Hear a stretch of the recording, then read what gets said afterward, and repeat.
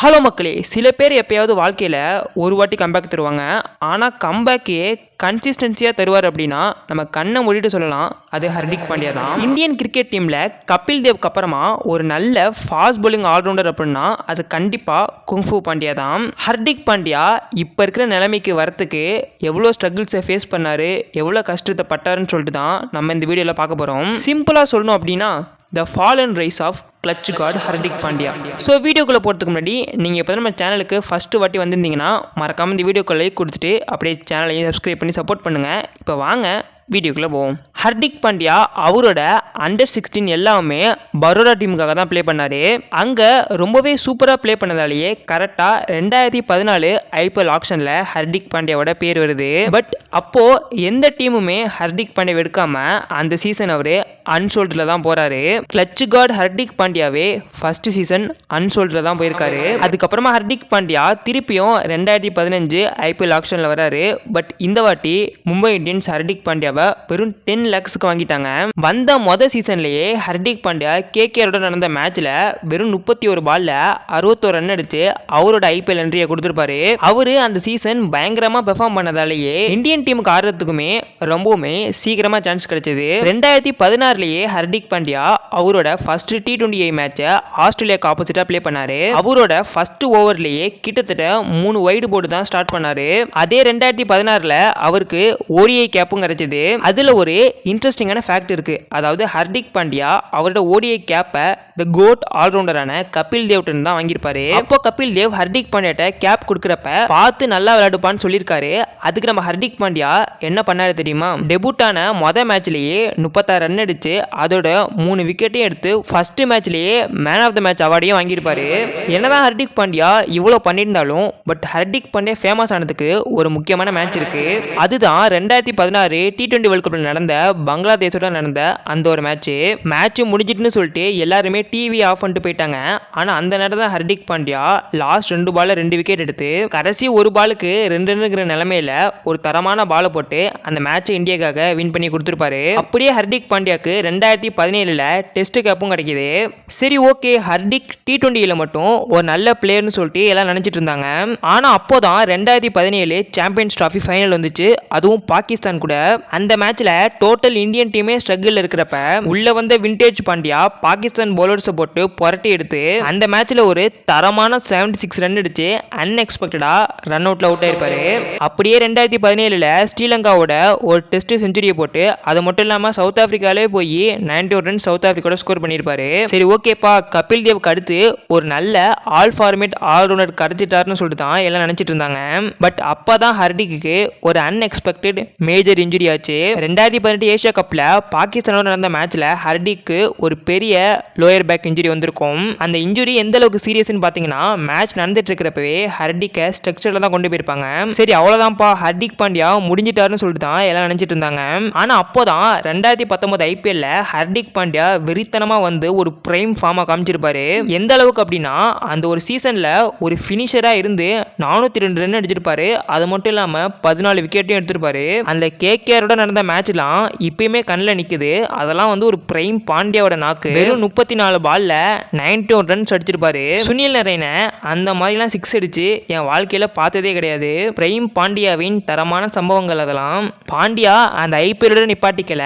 அதுக்கப்புறமா வந்து 2019 ODI world கப்லையுமே நல்லா தான் பெர்ஃபார்ம் பண்ணியிருப்பாரு. பட் அந்த வேர்ல்டு கப்லையுமே லைட்டா இன்ஜுரி ஸ்கேர்ல தான் எல்லா மேட்சுமே ப்ளே பண்ணியிருப்பாரு. நல்லா ப்ளே பண்ணிட்டு இருந்த பாண்டியாவோட கிராஃபுக்கு 2021 தான் ஒரு பெரிய ஃபுல் ஸ்டாப்பாக வந்தது. அந்த வருஷத்தில் பாண்டியா ஐபிஎல்ல ஒழுங்காக ப்ளே பண்ணவே இல்லை. வெறும் 127 ரன் தான் அடிச்சிருப்பாரு. அது மட்டும் இல்லாமல் பவுலிங்கும் போடல ஃபிட்னஸ் இஷ்யூனால. அந்த சீசனில் எம்ஐயுமே பாண்டியாவை ரிலீஸ் பண்ணிட்டாங்க. ஆனால் அப்போ தான் பாண்டியா மறுபடியும் ஒரு ஃபீனிக்ஸ் பறவை மாதிரி கம்பேக் கொடுத்தாரு. ஒரு நியூ ஃப்ரான்ச்சைஸுக்கு இந்த வாட்டி வந்தார். பிளேயரா இல்லை, ஒரு கேப்டனா. 2022 ஐபிஎல்ல for the first time Pandya ஒரு ஐபிஎல் ஃப்ரான்ச்சைஸுக்கு கேப்டன்சி பண்ணாரு. அந்த சீசனில் பாண்டியா ரொம்பவுமே நிறையா எக்ஸ்பெரிமெண்ட் பண்ணாரு. ஃபார் த ஃபர்ஸ்ட் டைமாக கேப்டன்சி பண்ணாரு. ஃபினிஷர் ஆடிட்டு இருந்தவர் 1 டவுனுக்கு வந்தார். பவர் பவர் பிளேலையுமே பவுலிங் போட ஆரம்பிச்சாரு. இது எல்லாமே பாண்டியாக்கு ஒர்க் அவுட் ஆகி அவரோட ஃபர்ஸ்ட் டிராஃபியுமே கேப்டன் அடிச்சிருப்பாரு. அது மட்டும் இல்லாம அந்த 2022 ஏசியா கப்ல பாகிஸ்தானோட ஒரு தாறுமாறான ஐகானிக் ஃபினிஷ் பண்ணி முடிப்பாரு. நான் பாகிஸ்தான் சொன்னாலே அடிப்பேன்னு சொல்ற மாதிரி அதே 2022 T20 வேர்ல்ட் கப்ல பாகிஸ்தானோட கோலியோட ஒரு 40 ரன் பார்ட்னர்ஷிப்பை போட்டு 3 விக்கெட்டையும் எடுத்து அந்த மேட்ச் ஜெயிக்கிறதுக்கு ஒரு முக்கியமான காரணமா இருந்திருப்பாரு கிளட்ச் கார்டு பாண்டியா. அது மட்டும் இல்லாம 2022 T20 வேர்ல்ட் கப் செமிஃபைனல்ல இங்கிலாந்தோட தனியாளா போராடிட்டு இருப்பாரு. 63 ரன் அடிச்சு.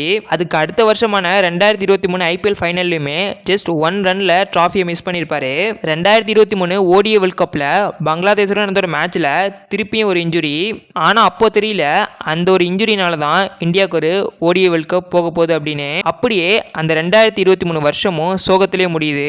அப்போதான் ஒரு அப்டேட்டு, ஹர்திக் பாண்டியா GTல இருந்து திரும்பியும் MIக்கே போக போறாரு அப்படின்னு. ஸோ 2024 வருஷமும் வருது. இந்த 2024 ஹர்திக் பாண்டியோட லைஃப்லயே ஒரு முக்கியமான வருஷம். ஏன்னா ஹர்திக் பாண்டியா MIக்கு கேப்டனா போனதுக்கு அப்புறம் அவருக்கு என்னென்ன நடந்துச்சுன்னு சொல்லிட்டு நம்ம எல்லாத்துக்குமே தெரியும். ஃபேன்ஸ் அவரை பூ பண்ணாங்க, ட்ரோல் பண்ணாங்க. ஒரு ஸ்டேடியத்தில் அவர் என்னெல்லாம் பண்ணக்கூடாதோ அது எல்லாத்தையுமே பண்ணாங்க. அதுக்கு ஏற்ற மாதிரியே அந்த சீசனும் ஹர்திக் பாண்டியாவுக்கு ஒழுங்கா போல.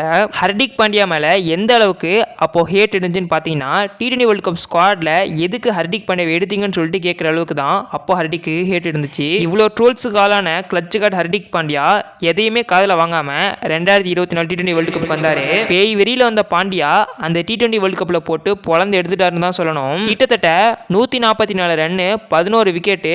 அந்த வேர்ல்டு கப்ல நடந்த எல்லா மேட்ச்லையுமே ஹர்திக் பாண்டியா பேட்டிங்லையும் பெர்ஃபார்ம் பண்ணாரு, பவுலிங்லையும் பெர்ஃபார்ம் பண்ணாரு.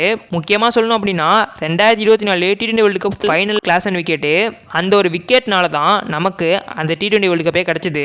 அப்புறம் என்ன ஐகானிக் ஏர்போர்ட் என்ட்ரி, அதெல்லாம் யார்ட்டையுமே மறக்க முடியாது. கம்பேக் ஆஃப் த டிக்கெட்னே சொல்லிடலாம் ஹர்திக் பாண்டியாவோட அந்த கம்பேக்கை. எந்த ஸ்டேடியத்தில் ட்ரோல் பண்ணாங்களோ அதே ஸ்டேடியத்தில் திருப்பி கிளாப் பண்ண வச்சாரு கிளட்ச் கார்டு ஹர்திக் பாண்டியா. அதுக்கப்புறம் என்ன, வழக்கம் போல தான் அடுத்து வந்த சாம்பியன்ஸ் டிராஃபி செமிஃபைனலில் முக்கியமான 3 6 அடிச்சு இந்தியா அந்த மேட்ச் ஜெயிக்கிறதுக்கு ஒரு முக்கியமான காரணமாக இருந்திருப்பாரு. நான் ஒன்று சொல்கிறேன், புரிஞ்சுக்கோங்க. எதுக்கு ஹர்திக் பாண்டியா சாம்பியன்ஸ் டிராஃபி ஜெயிச்சதுக்கு முக்கியமான காரணம் அப்படின்னா ஹர்திக் பாண்டியா இருந்ததுனால தான் தேர்ட் ஸ்பின்னராக இந்தியன் டீம் குல்தீப் யாதவ் உள்ளே கொண்டு வந்தாங்க. சப்போஸ் நீங்கள் அந்த இடத்துல ஹர்திக் பாண்டியாவை தூக்கிட்டீங்க அப்படின்னா டோட்டல் பிளேயிங் லெவனே சேஞ்ச் பண்ணும், எக்ஸ்ட்ரா ஒரு பேசர் ஆடணும். அது மட்டும் இல்லாமல் குல்தீப் யாதவுமே ஆட முடியாது. ஸோ ஹர்திக் பாண்டியா இருந்ததுனால மட்டும்தான் இந்தியா 3 ஸ்பின்னரை நம்பி போனாங்க. அதுக்கப்புறமா என்ன, ஹர்திக் பாண்டியோட விண்டேஜ் ஃபார்ம்லாம் அந்த இயர் நடந்த எல்லா T20 சீரீஸ்லயும் பயங்கரமா பெர்ஃபார்ம் பண்ணாரு. அதுக்கப்புறமா வந்து 2026 T20 வேர்ல்டு கப்லயுமே கிட்டத்தட்ட 217 ரன் அடிச்சு இந்தியா ஜெயிக்கிறதுக்கு ஒரு முக்கியமான காரணமா இருந்திருப்பாரு. பட் இப்போ நம்ம கிளட்ச் கார்ட்ட என்ன மிஸ் ஆகுதுன்னு பார்த்தீங்கன்னா, இதுக்கு முன்னாடி இன்டர்நேஷனலையும் நல்லா பெர்ஃபார்ம் பண்ணுவாரு, IPL நல்லா பெர்ஃபார்ம் பண்ணுவாரு. பட் இப்போ கொஞ்சம் லாஸ்ட் 2 இயரா IPL மிஸ் ஆயிட்டு இருக்கு. ஸோ இந்த சீசன் வேற டீமுக்கு போக போறாருன்னு சொல்லிட்டு நிறைய அப்டேட் வந்துட்டு இருக்கு. எந்த டீமுக்கு வேணா போட்டும், பட் இந்த சீசன் பாண்டியாவோட பிரைம் வரப்போகுதுன்னு நினைக்கிறேன். கொஞ்ச நாள் IPL ஃபார்ம் இல்ல, உடனே குங்ஃபூ பாண்டியாவை மறந்துடுவீங்களா? நான் முன்னாடியே சொன்ன மாதிரி தான் சில பேர் வந்து கம்பேக் தருவாங்க, ஆனால் ஹர்திக் பாண்டியா மட்டும் தான் கன்சிஸ்டண்டாக கம்பேக் தருவாரு. So proud to be a fan of Hardik Pandya. So okay மக்களே, அவ்வளோதான் இந்த வீடியோ. இந்த வீடியோ தான் பார்த்துட்டீங்க. அப்படி இந்த வீடியோக்கு லைக் கொடுத்துட்டு மறக்காம சேனலையும் சப்ஸ்கிரைப் பண்ணி வச்சுக்கோங்க. ஸோ உங்களுக்கு ஹர்திக் பாண்டியா பிடிக்குமான்னு சொல்லிட்டு அதையும் மறக்காம கமெண்ட் பண்ணிருங்க. ஸோ இந்த ஃபால் அண்ட் ரைஸ் ஆஃப் சீரீஸ்ல நெக்ஸ்ட் எந்த கிரிக்கெட்டை பற்றி போடலான்னு சொல்லிட்டு அதையும் மறக்காம கமெண்ட் பண்ணுங்க. ஸோ உங்களை வந்து ஒரு நெக்ஸ்ட் நல்ல வீடியோவில் சந்திக்கிறேன். அது வரைக்கும் பாய் மக்களே.